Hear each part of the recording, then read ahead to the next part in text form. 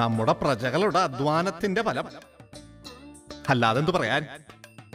അത് പൊന്നും വില കൊടുത്തു വാങ്ങാൻ കപ്പലുകൾ കാത്തു കിടക്കുന്നു.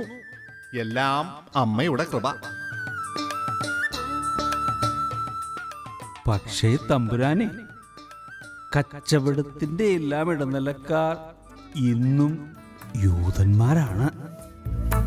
അവരാണ് പ്രജകളേക്കാൾ ലാഭം ഉണ്ടാക്കുന്നത്. ശരിയാണ് രാമൻ നായരെ, അത് നമ്മെയും അലട്ടുന്നുണ്ട്. പക്ഷേ നൂറ്റാണ്ടുകളായില്ലേ അവരിവിടെ താവളമുറപ്പിച്ചിട്ട്? സോളമൻ മഹാരാജാവിന്റെ കാലത്ത് തുടങ്ങിയതല്ലേ ഈ ബന്ധം? യൂതന്മാരുടെ കാര്യം പറഞ്ഞപ്പോഴാണ് അടിയന് ഒരു കാര്യം ഓർമ്മ വന്നത്. തമ്പുരാനെ, 1-2 ദിവസമായ ഒരു വിദേശ സഞ്ചാരി അങ്ങേ മുഖം കാണിക്കാനായി കാത്തു നിൽക്കണു. ആഹാ, പിന്നെ എന്താണ് രാമൻ നായരെ നമ്മെ അറിയിക്കാത്തത്? ഏതു രാജ്യമാണ് പുതിയ വാണിജ്യ ബന്ധത്തിനായി നമ്മുടെ അടുത്തെത്തിയിരിക്കുന്നത്?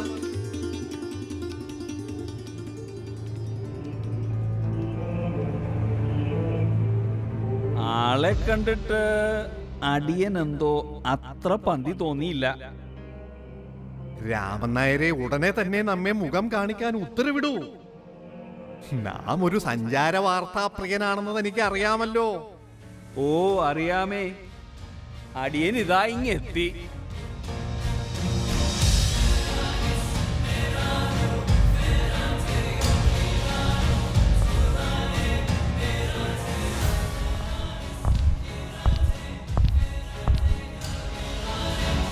തമ്പുരാനെ, ഇതാണ് അങ്ങേ കാണാനെത്തിയ വിദേശി. വലിയ തമ്പുരാന് ഈ യേശു ശിഷ്യന്റെ പ്രണാമം. എന്താ രാമൻ നായരെ, നമ്മെ ഒന്ന് കബളിപ്പിച്ച് കളയാം എന്നായോ? ഈ ദേഹമാണോ നമ്മെ തല കാണിക്കാനെത്തിയിരിക്കുന്ന വിദേശപ്രഭു? പൊറുക്കണം തമ്പുരാനെ, വാണിജ്യമല്ല ഇദ്ദേഹത്തിന്റെ ലക്ഷ്യം.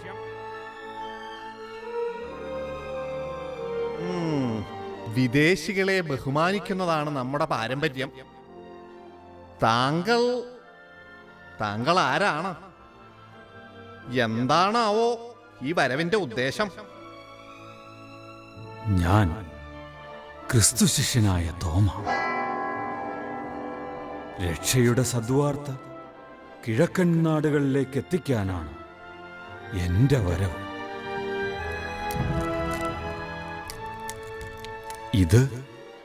ഇതെന്റെ ഒരു ഉപഹാരമായി അങ്ങ് സ്വീകരിച്ചാലും. രാമൻ നായരെ, ഈ ദേഹം നമ്മെ അധിക്ഷേപിക്കാൻ നോക്കുകയാണോ? എന്താ ഹേ ഈ മരക്കഷ്ണമോ താങ്കളുടെ ഉപഹാരം? അയ്യോ, തമ്പുരാൻ തെറ്റിദ്ധരിക്കരുത്. ഇത് വെറും മരക്കഷണമല്ല. ഇതാണ് രക്ഷയുടെ അടയാളം, വിശുദ്ധ കുരിശ്.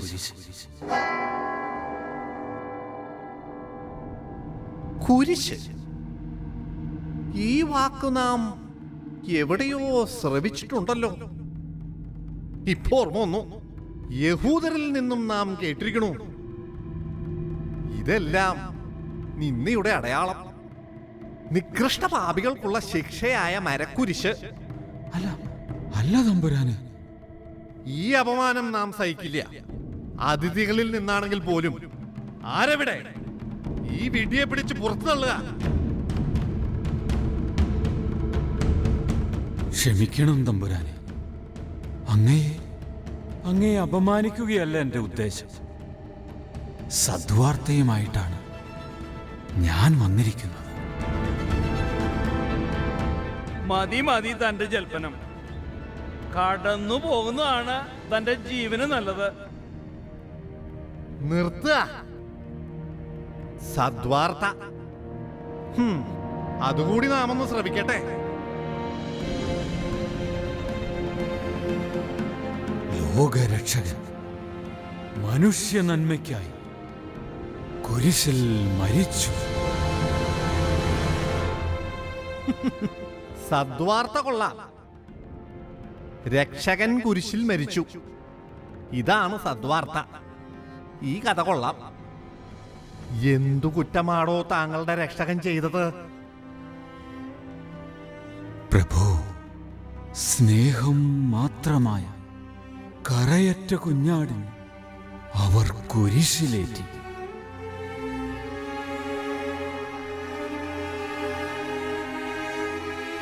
നമുക്കൊന്നും അങ്ങോട്ട് മനസ്സിലാവണില്ല. താങ്കൾ ആരുടെ കാര്യമാണ് ഈ പറയുന്നത്? പാപി അല്ലെങ്കിൽ പിന്നെ എന്തിനാടോ കുരിശുമരണം? തമ്പുരാനെ, ഞാൻ ഇയാളെ പുറത്താക്കാം. നിൽക്കുക രാമനായരെ, ഇയാളെ നമുക്കങ്ങോട്ട് ബോധിച്ചിരിക്കണു. ശേഷം കഥ കൂടി നാം ഒന്ന് ശ്രവിക്കട്ടെ. മനുഷ്യവർഗത്തിന്റെ പാപങ്ങൾ കഴുകിക്കളഞ്ഞു അവരെ സ്വർഗരാജ്യത്തിലേക്ക് നയിക്കാൻ ലോകൈക രാജാവായ ദൈവം തന്റെ പുത്രനെ മനുഷ്യനായി ഭൂമിയിലേക്ക് അയച്ചു. സ്നേഹത്തിന്റെ അടയാളമായ ആ ദൈവപുത്രനെ യഹൂദ പ്രമാണികൾ കുരിശിലേറ്റി. ഈ യൂതന്മാർ അത്ര ദുഷ്ടരാണോ അവരുടെ സ്വന്തം ദൈവത്തിന്റെ മകനെ കൊന്നുകളയാൻ? ലോകജനതയുടെ പാപങ്ങൾ ഏറ്റുവാങ്ങി സ്വമനസാലെ യേശുക്രിസ്തു കുരിശിൽ മരിച്ചു. 3-ാം ദിവസം മരണത്തെ ജയിച്ചടക്കി എന്റെ യേശുനാഥൻ ഉയർത്തെഴുന്നേറ്റു.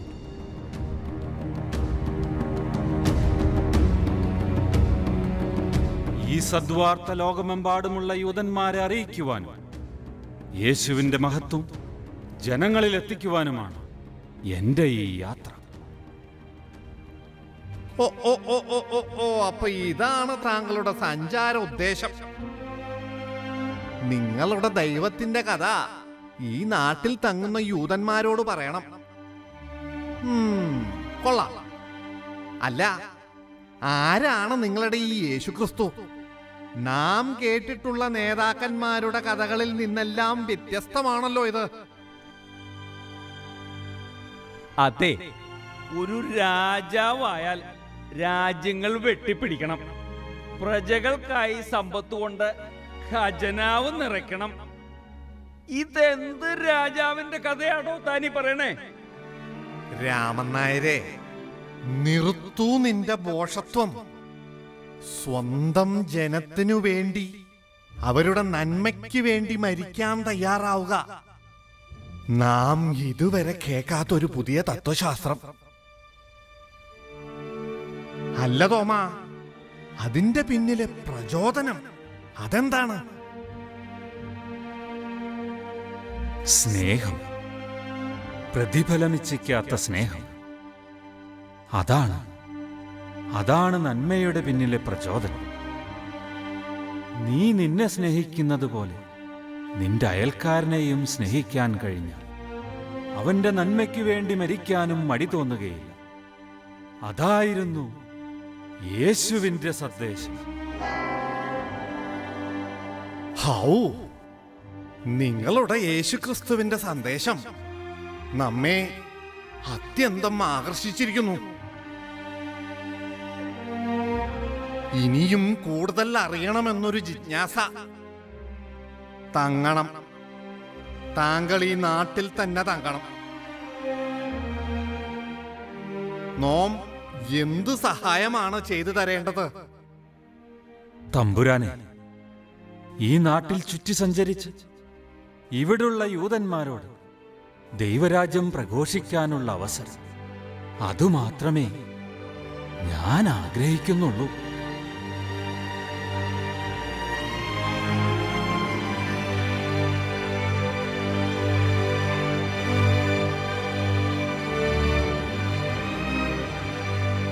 തമ്പുരാനല്ല, ഒരയൽക്കാരൻ, ഒരു നല്ല സുഹൃത്ത്.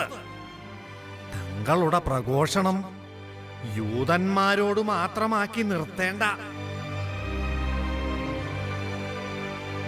നമ്മുടെ പ്രജകളോടും ആകാം. ജനനന്മയ്ക്കുതകുന്ന നല്ല ആശയങ്ങൾ അതെവിടെ നിന്നാണെങ്കിലും നോം സ്വാഗതം ചെയ്യും.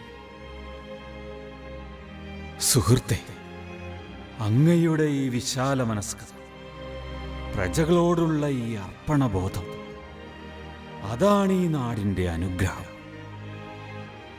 അങ്ങിന്ന് തുറന്നു തന്ന ഈ വാതിൽ ഭാരത ജനതയിലേക്കുള്ള ഈശ്വരാനുഗ്രഹ പ്രവാഹത്തിൻ്റെ സ്രോതസ്സായി മാറട്ടെ. യേശുവിൻ്റെ സ്നേഹത്തിൻ്റെയും സഹനത്തിൻ്റെയും സന്ദേശം യുഗാന്തം വരെ ഈ നാട്ടിൽ മാറ്റൊലിക്കൊള്ളട്ടെ.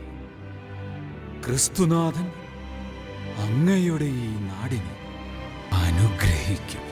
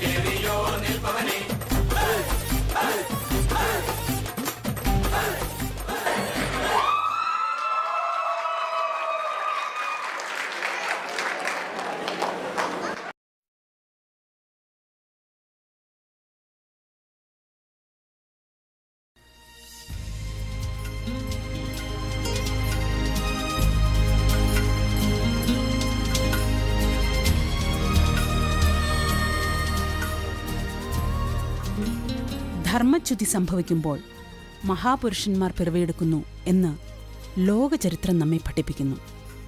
എന്നാൽ Martin Luther King, Mahatma Gandhi, Mother Teresa, Nelson Mandela എന്നിവരുടെ ജീവിതം പരിശോധിച്ചാൽ അമാനുഷിക ശക്തികളുമായി പിറന്ന അല്ലെങ്കിൽ മാന്ത്രിക ദണ്ഡിന്റെ സഹായത്തോടെ അത്ഭുതം പ്രവർത്തിക്കുവാൻ കഴിവുള്ളവരായിരുന്നില്ല അവർ എന്ന് മനസ്സിലാക്കാം. മറിച്ച് മാനവരാശിയുടെ വേദനകളും നിസ്സഹായതകളും ഏറ്റ് മനസ്സ് വേദനിച്ചപ്പോൾ മനഃശക്തി മാത്രം പടവാളാക്കി മനുഷ്യ സമൂഹത്തിന്റെ പ്രശ്നങ്ങൾ പരിഹരിക്കുവാൻ ഇറങ്ങിത്തിരിച്ചവരാണിവർ. തോക്കും പീരങ്കികളും മനുഷ്യജീവൻ അപഹരിക്കുന്ന കാലത്താണ് സാധാരണക്കാരിൽ സാധാരണക്കാരൻ മാത്രമായ ഒരാൾ, അതും വളരെ അന്തർമുഖനായി ജീവിച്ച ഒരാൾ, മാനവരാശിയുടെ പാരതന്ത്ര്യത്തിന്റെ വേദന ഏറ്റുവാങ്ങാൻ തയ്യാറായത്. അതെ, നമ്മളുടെ Mahatmaji.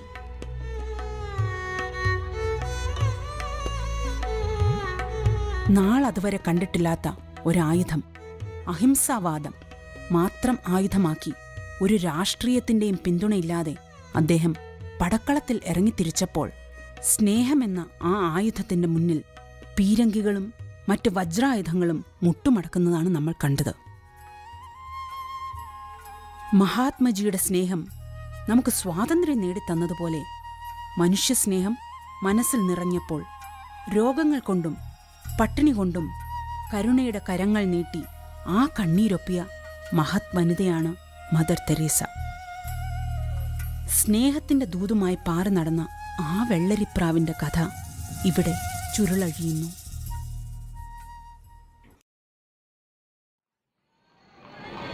A few months ago, we went out in Calcutta and we picked up 4 or 5 people from the street. And we took them to our home for the dying. One of them was in a very bad condition. So I told his sisters, I'll take care of her. And I did for her all that my love could do.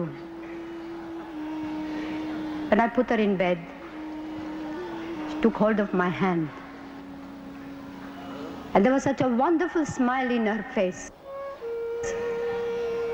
She said one word, thank you, as she died. She gave me much more than I gave her. She gave me her grateful love. The poor are great people. They give us much more than we give to them. We must love them not by feeling pity for them.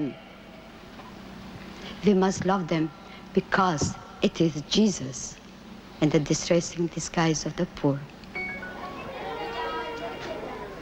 They are our brothers and sisters. They are our own people.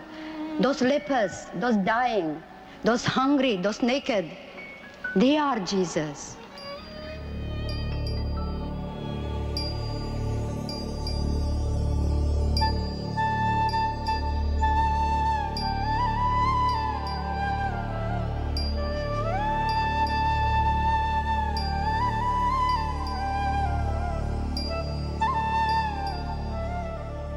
അച്ഛാ, വല്ലാതെ വിശക്കുന്നു.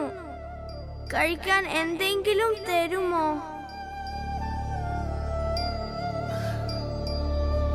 മോളെ, അത് മോള് കിടന്ന് ഉറങ്ങിക്കോ. അച്ഛൻ നാളെ രാവിലെ ചോറ് വാങ്ങിത്തരാം.